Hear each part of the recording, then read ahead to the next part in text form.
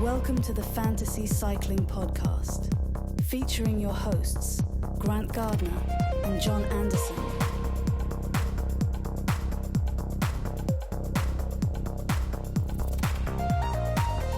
Chapeau, you're in the mix. You're listening to the Fantasy Cycling Podcast. My name is John. It's nice to meet you. I'm here with my friend Grant. How are you, Grant? Doing good. Did you get your MacBook Pro to work? Yeah, there's some cobwebs. Yeah. The microphones are a little dusty. Do you remember to hit record? Looks like it. Okay. The wavelengths are moving. We're good. We're a little rusty. Trying to remember how to do this thing. It's good to see you again after a couple weeks apart. Yeah, how was the holiday? Had a wonderful holiday. It was lovely. Yes. Bringing that. In America, everything's awesome. In England, if something's nice, it's lovely. Yeah. We should use that more. Yeah, I had a really great trip. Thanks for asking. Nice to visit with family and reconnect with them and take my kids over to see where I'm from.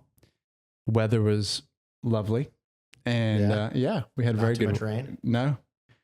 One hilarious moment on a walk in Scotland where I think we had all like 3 or 4 different types of weather, going to the top of Arthur's Seat in Edinburgh. Yeah. That was a pretty neat experience for the kids. And did my darn best to keep up with what was happening in the Giro in what looked like a pretty incredible Grand Tour. I mean, how have you been? What have you been up to? Just locked in? Yeah, it was a lot to follow. I mean, I guess for you, it would have been closer to dinner time when it was coming on, but you weren't on your normal coffee and Giro in the morning schedule. Yeah, that's right. So it might have, and I mean, traveling. It was actually quite an adjustment. Like, this is not on at the same time. But you binged all of it on the plane ride back home. Yeah, as best I could. I'm still, full disclosure, I'm still watching. I've seen enough to be, I don't know, speechless. Yeah.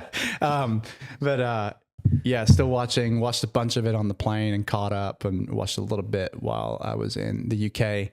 And, man, cycling, this sport just has such a unique ability. It's almost like an NBA finals or, a World Series where you have that ability, where it's like a 7-game and it's stretched over a longer period of time. And especially with it embedded within the larger narrative over the cycling season. And then I think what was unique about this Giro is what's the quote from the guy in True Detective? Time is a flat circle. Yeah.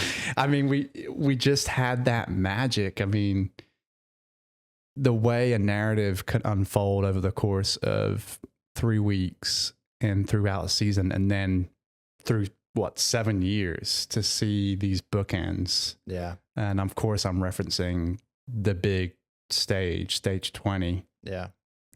Watched every minute of that, and it was just beautiful. I mean, I don't want to be too grandiose, but one of the best stages I've ever watched. And the way the tension built and had built, and then just that crescendo and just how poetic it was. Yeah, loved it.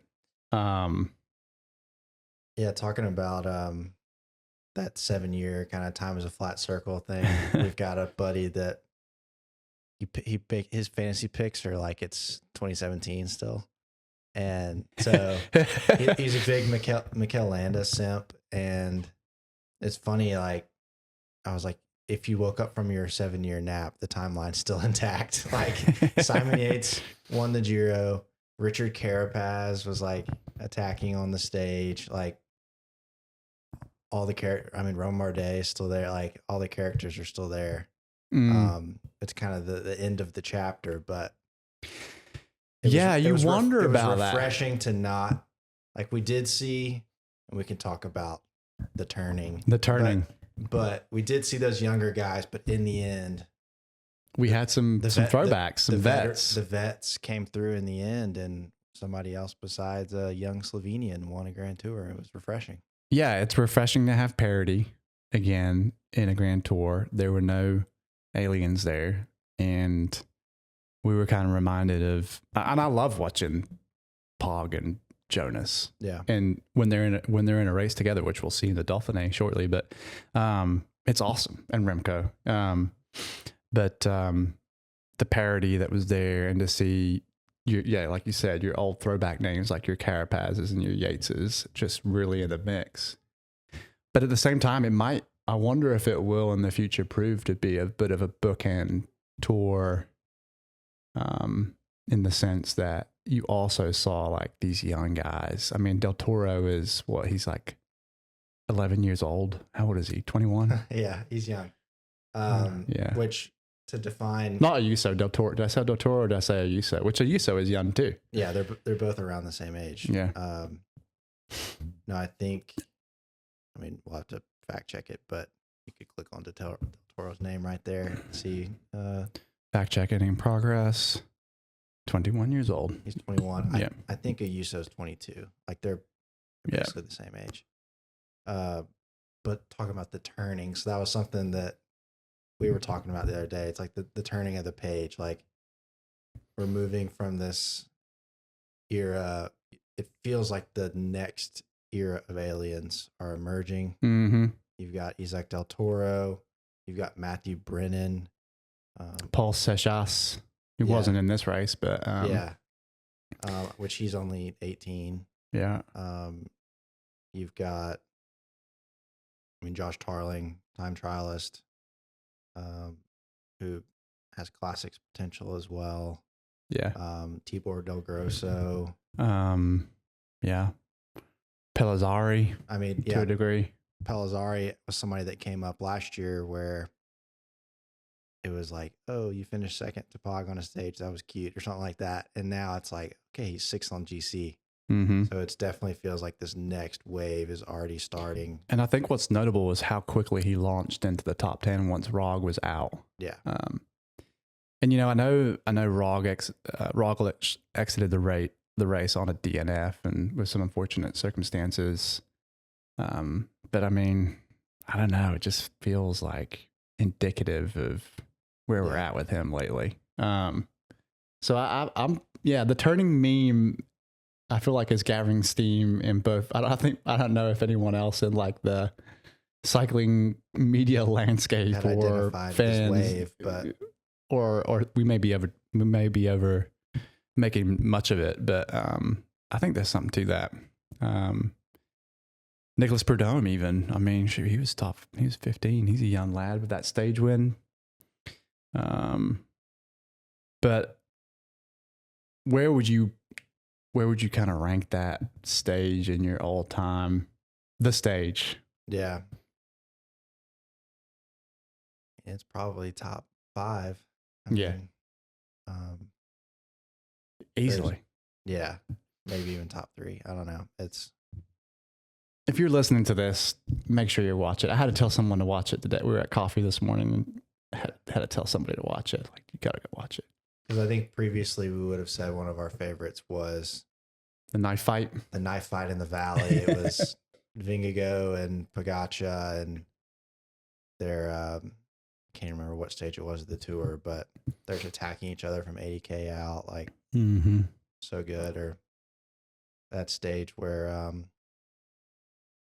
Pogačar has he attacks and there's like the flare in the background and like it's just such a dramatic image. And then even this same climb 7 years ago I remember where I was when Froome did that long range attack. Yeah.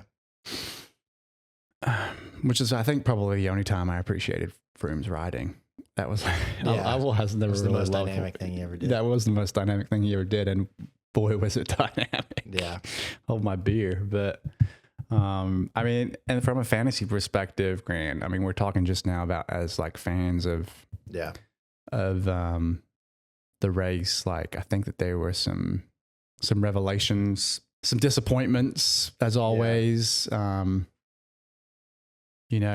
I would say, kind of summarize our picks.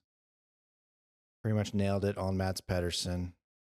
There was, talk of him really starting off in the pink jersey and a lot of opportunity in those first few stages, and he fulfilled that. And Trek was on fire, so that turned out to be a great pick. We got it right on Fortunato, KOM. Yep. And there's a great ride from him. And, and Astana being in that points farming mode for relegation, that's something you've really got to keep an eye to. They banked bunch of points from a relegation standpoint in the Giro. Oh, I think they're safe now. I mean, they picked up enough. That's really something you got to think about, because is it a 4-year cycle? That sounds right. So it's like in that 4th year, if you can pay close attention to who's on the bubble, so to speak, you could probably do pretty well from a fantasy perspective, paying attention to that. Fortunato, of course, riding in his home race. I actually did a bit of a weird thing. I wanted to take Ayuso and Roglic. I think originally when we spoke on the podcast, I had a Pedersen on my team, but I ended up dropping him for Olaf Koy, which Koy still got me 250 odd points, but I was able to fit Fortunato on my team. I really wanted to take Stora, and Stora was a little bit of a disappointment from a point scoring standpoint. So did a little bit of budget maneuvering to keep a sprinter and went with Koy. My thinking was that with Wout being there and not being peak Wout, I didn't, there was all this talk at the end of last year that Wout would get like a GC opportunity at the Giro. Then we had that fall early this season, and I was like, well, that's obviously off the table. I wasn't even thinking that Simon Yates would win. No. And I was like, well, Koy, they're going there for Koy to win the sprint competition. And what better lead out man than Wout? But so I got that wrong. And that leads me to like another theme. Just what a redemptive kind of moment for Wout. Yeah. Kind of short-term redemption for Van Aert and long-term redemption for Yates. Yes. It was great. Yeah. I mean, just looking at the way the fantasy points broke down. So, like we've said many times, just because someone wins the race doesn't mean they're going to have the most points. You got Del Toro, 600 credits, did not end up winning, but he scored 667 fantasy points to Yates' 324. Yates was still in third on fantasy points with finishing so strong. Only 4% of users took Yates. Wild. 7% took Del Toro. And only 12.7% took Carapaz. So I think most people picked Ayuso and Roglic, which we would have said was smart at the beginning, and we did. But it's just a fickle sport. You never know how it's going to end. Both of those riders DNF'd, which they still finished in the top 8 in terms of points scored, even though they DNF'd. But the better strategy would have been having Yates and Carapaz and Del Toro, which would have been awesome. A few other names that were up there. I mean, in the first week, it was looking like, man, if you don't have Luis Olar, you're in trouble, because he was up there on all the sprints. Pretty cheap rider at 400 credits. Scaroni looked good.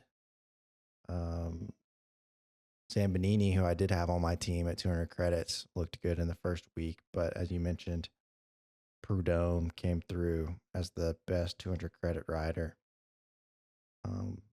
with 107 points, which is all you can ask for there. Josh Tarling. Often talked about Josh Tarling. Yeah. He did not end up being the best 400 credit rider, and unfortunately DNF'd as well. Hey, I didn't get to see yet. Like, what happened with that? Did he crash? Yeah, It was like in the second week he DNF'd, right? Rainy stages, yeah. There's a lot of slipping and sliding. Another name that came out of nowhere for 200 credits, Dan Houle, Lidl Trek, won the time trial or the second time trial. That was really impressive, and a big boon there on points. So if you look at the best team, it's Del Toro, Pedersen, Yates, Carapaz, Ayuso, Fortunato, Damiano Caruso, old man Caruso, Pellizzari, and Prudhomme. So, yeah, what do you think about that final team? The best team, the best team possible. Yeah. This, I think the names that surprise me the most are Caruso and I mean, like I guess I am surprised by Del Toro and Carapaz, but I know them to be great riders and big point scorers. Yeah. But Caruso surprises me more than anybody, and Nicholas Prudhomme, I mean, I feel like I've grabbed him a bunch for races, and sometimes it pays off, sometimes it doesn't. I was a little bit bitter. What was your did you have any bitter reactions to anybody that got like a stage win or anything like that? Or anybody that scored good points? You want me to tell you one of mine? Luke Plapp. Like, dude, Plapp, I've been rolling with you. I've been rolling with you. I've been waiting for you to grab a Grand Tour stage win, stage and this, and then probably the one where I was cheering the most from a fantasy perspective is Chris Harper, just because he is really legit. He's very cheap, and he really is a legit good climber and a good rider. Like, the dude can climb, and he can find himself in some situations where he's in pretty high up in the GC. But if you look back, he really hasn't won a stage in a long ass time, like in a long time. And he finally got one. Those were like my fantasy highs and lows. Like I was on a high because I was like, and I didn't even end up taking Chris on my team, even though I mentioned him in the preview.